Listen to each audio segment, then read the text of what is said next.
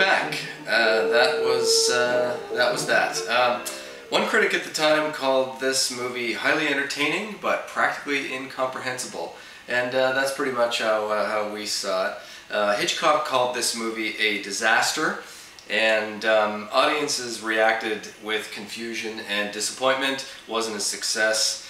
Hitchcock afterwards was pretty much cast adrift and was dissatisfied, disillusioned, and really didn't know his place in the film industry or if he even had a future in it. So there you go. You know, it really just was something that he clearly just rushed through. There also was a thing in Britain that movies had to have a certain amount of British content. And the studios would release a movie that had 100% British content, and they were to fill quotas. They had to fill these quotas. This was also a quota quickie. The studio just wanted to get out as well. So not a very good crime thriller.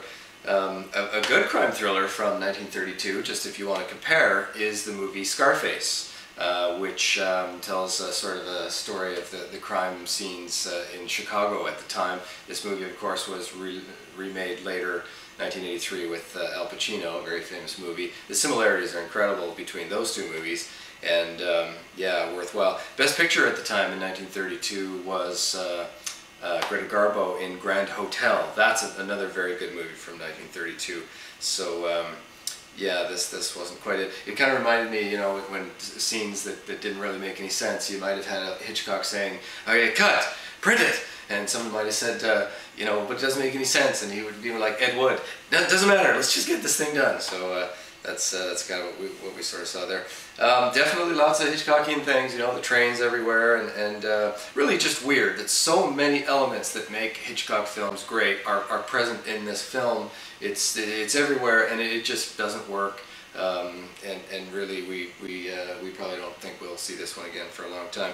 Probably a good example of a MacGuffin, where, you know, you see this in Hitchcock films to come, where there's just something that is of utmost importance to all the characters, in this case this stolen necklace, and we don't really care about the necklace. And in the end, it even was pointed out that it wasn't really about the necklace. They were trying to get that bad guy. I guess Doyle was the name of the bad guy in the end. So we'll see that again and again. Maybe this is kind of an early example of that.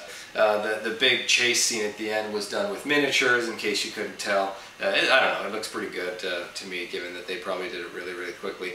So yeah, 1932, interesting year. This was the year that Cary Grant made his first movie appearance in a movie called This Is the Night. He was 28 years old. We've seen it, and he kind of plays a rich jerk in that movie. And he's 28, but he is Cary Grant. He really is amazing. And of course, we'll see him in 4 Hitchcock movies to come. Delightful. 1932 is the year that Francois Truffaut was born. And this is a book that we refer to in passing. I think I've got it right here.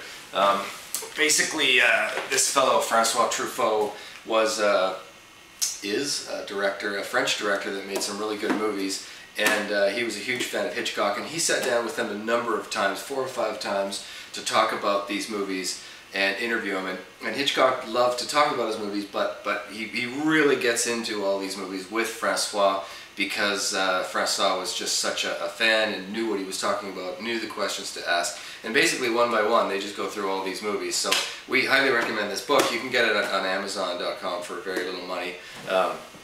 Definitely something to consider for the Hitchcock fan, and definitely for the movies to come. So speaking of movies to come, next week we've got a new studio, you know, with Hitchcock finding a new place to make movies, and he'll go ahead and make 7 new movies with his new studio, British Gaumont, and starting with The Men Who Knew Too Much, which of course he'll remake later with James Stewart. This will be the original. So yeah, we'll look forward to that. And again, we're enjoying the comments. Keep them up, and that's it. So we'll see you next week from our couch to yours. Thanks for watching, and we'll see you then.